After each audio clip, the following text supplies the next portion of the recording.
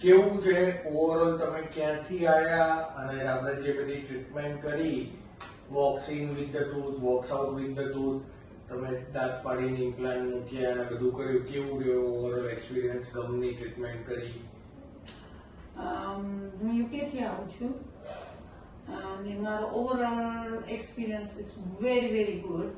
કેમ કે first things કે જે અમે લોકો બહારની કન્ટ્રીમાંથી આવતો એના પાસે એક તો ટાઈમના પ્રોબ્લેમ હોય છે. તો એ ટાઈમની અંદર મને જે હતું આ બધું કરવાનું હતું એ રેગ્યુલર ટ્રીટમેન્ટ મને વિધિન 3 or 4 ડેઝની અંદર મારા ટાઈમ પ્રમાણે, નોર્મલી ડોક્ટર હોય છે એ એના ટાઈમ પ્રમાણે કરતા હોય છે, મારા ટાઈમ પ્રમાણે મને કરી આપ્યું. પાછું મને થોડીક જ ટીથમાં થોડુંક પેલું સેન્સિટિવિટી લાગતી હતી કે મને નહોતું લાગતું, તો મેં એવું વિચાર્યું હતું કે ચલો થોડા દિવસ જોવા દઈએ, પાછી હું મારા દેશમાંથી આવી ને પછી હું જોઈશ કે ચલો હજી એવું ને એવું છે તો હું કરાવીશ. પણ ઇટ્સ બેસ્ટ ડોક્ટર તમે છો ને તમે તમારા પેલા ઓલ્ડ એક્સપિરિયન્સ વાળા છો, એટલે જોઈને જ કહી દીધું કે મને થોડોક ટ્રીટ કરી લેવા દો તો તમારી સેન્સિટિવિટી ને બધું સરખું થઈ જશે.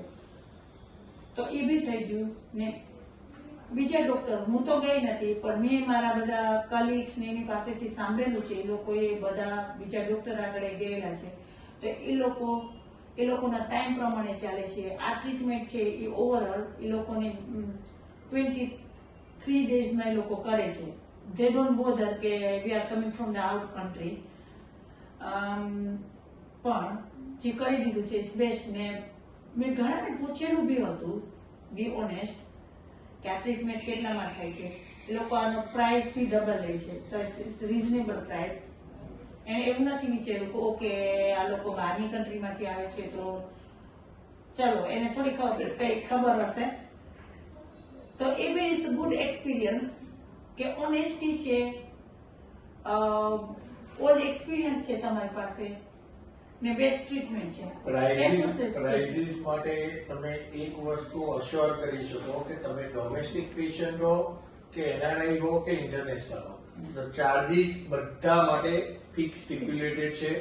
એ ચાર્જિસ છે, કોઈના વધારે લેવામાં નથી આવતા. ક્યારે લીધેલા છે ઘણા બધાના, કેમ કે આપણે ત્યાં નથી લેવામાં, નથી પણ બીજા માટે લીધેલા. બીજે શું છે એ મારો સબ્જેક્ટ નથી, પણ મારા ક્લિનિકમાં એ બહુ જ ક્લિયર છે કે કોઈના બી ચાર્જિસ જે મારા ફિક્સ ચાર્જિસ છે ટ્રીટમેન્ટ માટેના, એ કોઈ બી કન્ટ્રીનું પેશન્ટ હોય એ સેમ જ રહે છે. ને અનધર થિંગ્સ કે મારા ટીથ એટલા ખરાબ હતા કે જે થઈ શકે એવી કોઈ પોસિબિલિટી જ નહોતી. બાઇટિંગ પોઈન્ટ ને બધું તમે જોયું હતું તો એ ડિફિકલ્ટી લેવલનું હતું. એમાં જે છે એ બેસ્ટ ડોક્ટર જ કરી શકે. તો હું તો અહીંયાથી જઈશ ત્યારે હું તમારું રેકમેન્ડેશન કોઈને પણ કરીશ, ઓફકોર્સ, વાય નોટ. કેમ કે મારું જે બધું ફાઇન થયું છે એના ઉપરથી. આ તો મારી તમે મને વાત કરી એટલે આપ્યું. ના હોત તો બી ઓનેસ્ટ હું ત્યાંથી જે લોકોને આવું હશે એને અહીંયા જ મોકલીશ. ચોક્કસ.